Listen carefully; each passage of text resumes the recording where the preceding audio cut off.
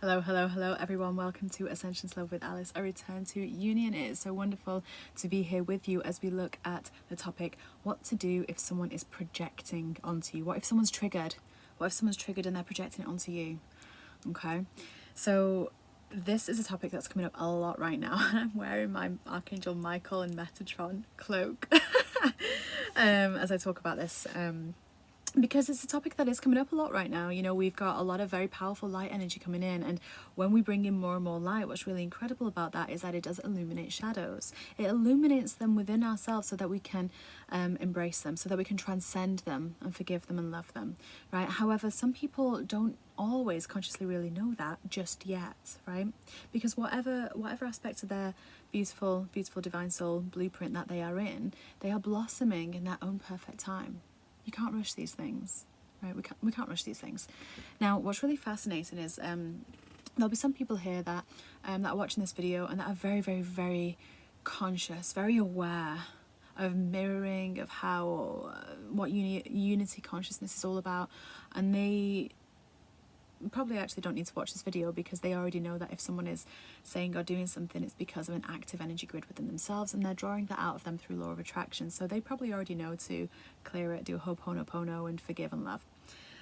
There may be some people that watch this that find other people maybe projecting onto them and thinking that they don't necessarily do that themselves, when in reality we all do that, even the most enlightened of us, right?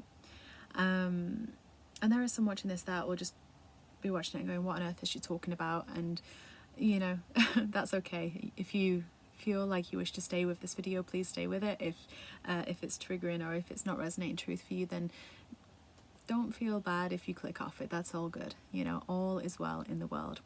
But first, let's talk about the law of attraction. Let's talk about let's talk about why we project, actually, first. Let's start there.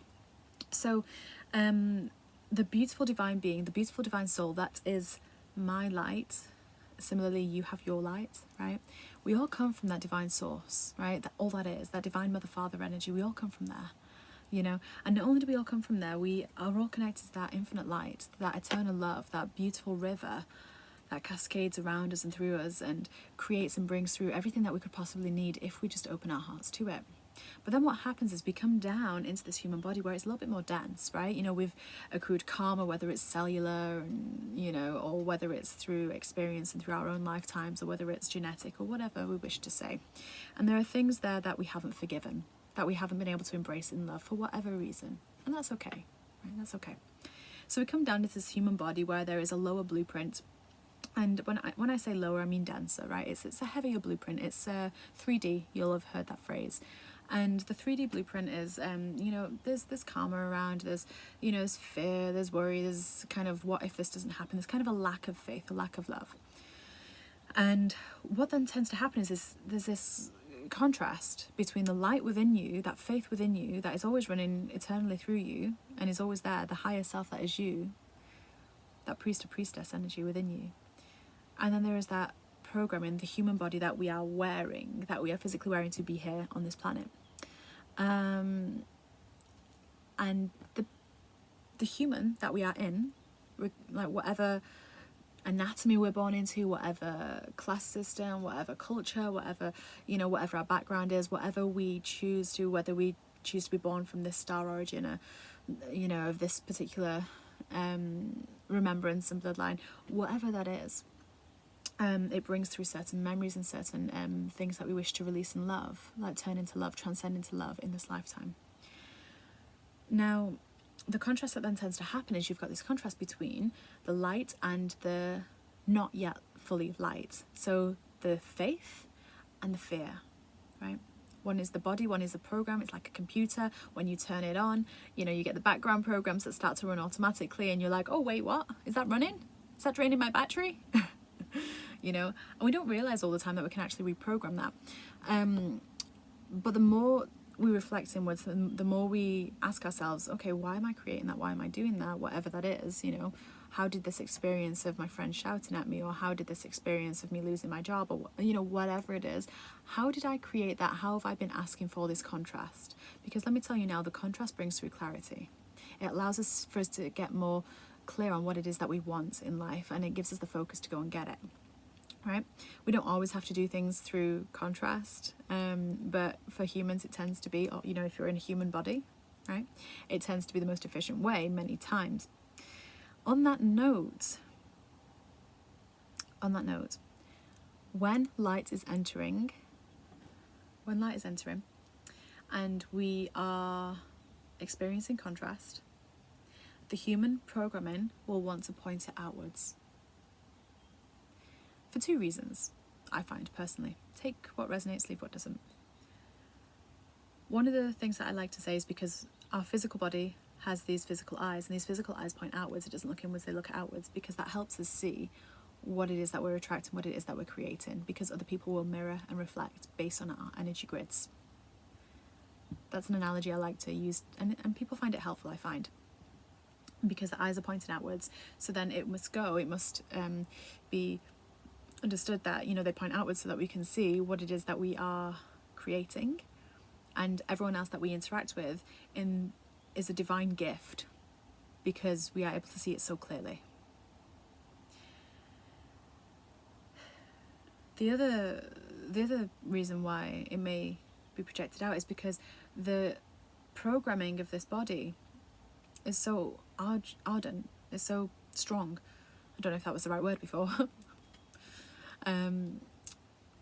It's so strong that the defense mechanism within the human body is to push it out, because it's painful in that moment to revisit where that wound came from. And the funny thing is that we actually don't usually know where the wounding comes from. Something happens at some point in life, and it doesn't even have to be this life, but some point in life where we've held on to a memory that's caused a roadblock in the flow of emotion. So, and they say this so well, they articulate this so well in the Untethered Soul, if you've ever read that. But it's like if you're driving down the road and you see a tree pass and you think, oh, it's a beautiful tree, and a tree passes and another tree passes. You don't remember every single detail of every single tree that you pass, because that is just something joyous, something lovely to look at. However, if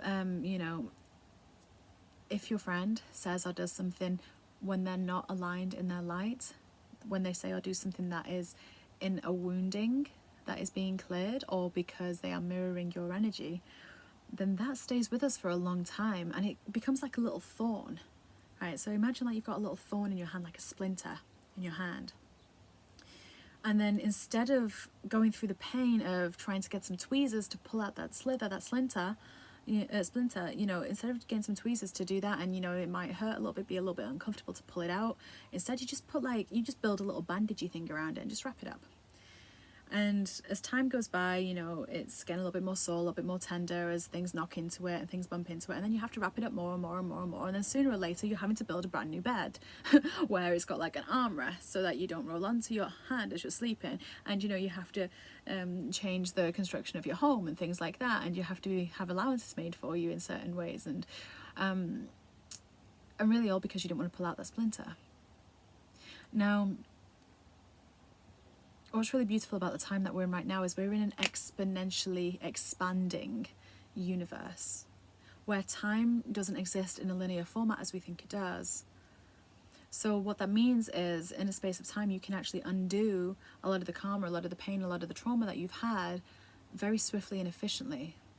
But it does take seeing whatever is in front of you and allowing that to show you what is active within your energy grid, and then asking yourself, where did this come from? How have I created this? Why have I created this? Can I change my belief around this?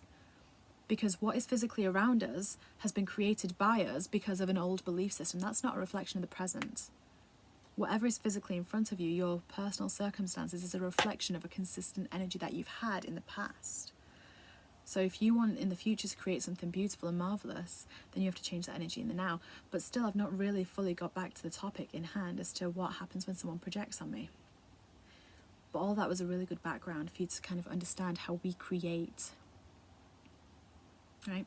How we create all of that, and how we really have to own it. Because if we don't own it, if we don't embrace it, we can't transcend it. Because all the shadows, all the woundings, all the karma, all the splinters that we have, They're just there waiting to be embraced and to be transcended into love and from forgiveness, you know?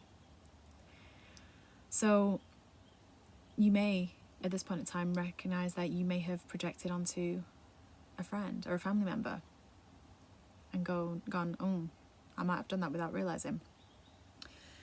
Or you may be of a situation where someone has projected onto you because they themselves have got energy grids active and woundings going on that are difficult for them to clear because that splinter's been in there so long for them.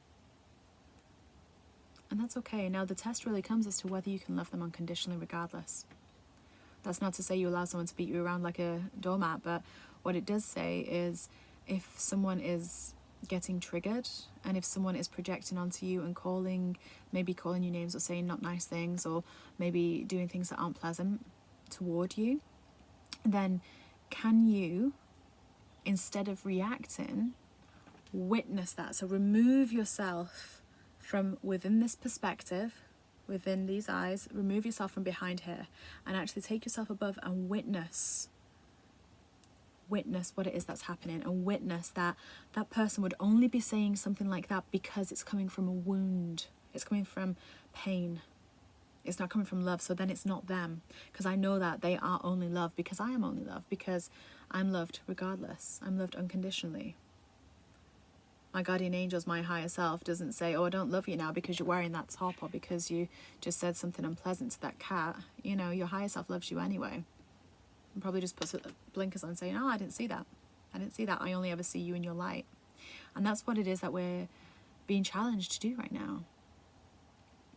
And the quickest way to clear the energy for both you and that person, if something like that should happen, you know, if something's happening, you can look them in the eyes with love, with a smile, regardless of what's happening, then that already starts to clear things. But the best thing that you could do is actually energetically. You can clear using Ho'oponopono. It's an ancient Hawaiian mantra prayer, which just goes like this: I'm sorry, please forgive me, thank you, I love you. Just say that over and over and over in your head.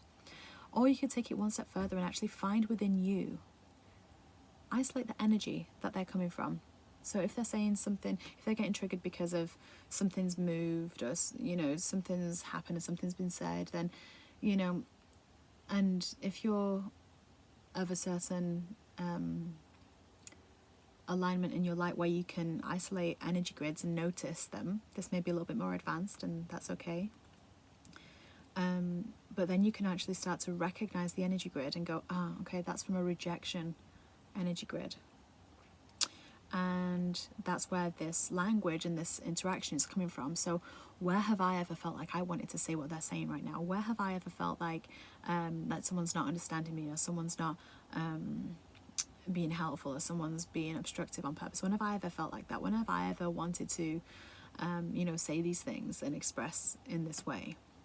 Find those and just like very quickly just allow yourself to go back, and you don't spend time there, right? Don't spend time building on the energy, but just kind of recognize that your mind will quickly jump back to somewhere and jump back to somewhere, jump back to somewhere. And then when you're jumping back in that fraction of a second, forgive it. Okay? Love it. Love yourself and forgive yourself, knowing that when you were in that space and time, you were coming from wounding yourself. You weren't connected with the Divine Mother Father energy. You weren't connected with your heart. You weren't connected with your eternal light. You were connected more to the computer that is holding you here on earth, that is allowing you to be here on earth. You were connected to that programming, and you recognize it as a program that you can now rewrite because you've identified it. Is this making sense? So it's a divine gift when someone reacts. I know it doesn't feel like that, right? Because we have feelings as humans. But it's a divine gift when we are given the opportunity to experience contrast, because from that contrast comes clarity, and from clarity we ask more specifically for what it is that we want, and we bring what it is that we want into fruition, right?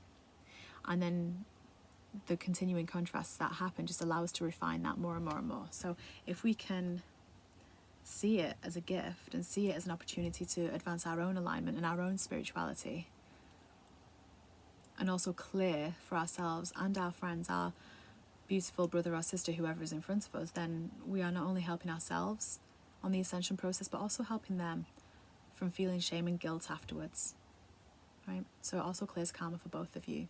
And none of this has to even be verbal. It's usually better that it's not, because as soon as verbal words come into it, if someone's ego is triggered, can't do anything, because the ego talks in words, right? So don't speak the ego's language, speak the language of love, and that is energetic, that's vibration, that's with an open heart, and allowing that Mother Father energy to remain running through you, connecting you to your light, to love, and offering blessings to them, offering blessings, peace, and joy to them, especially if they're feeling that contrast right now. So beautiful friends, I hope this has been helpful. I love you so much love, so many blessings. Have a wonderful rest of your day. Bye for now.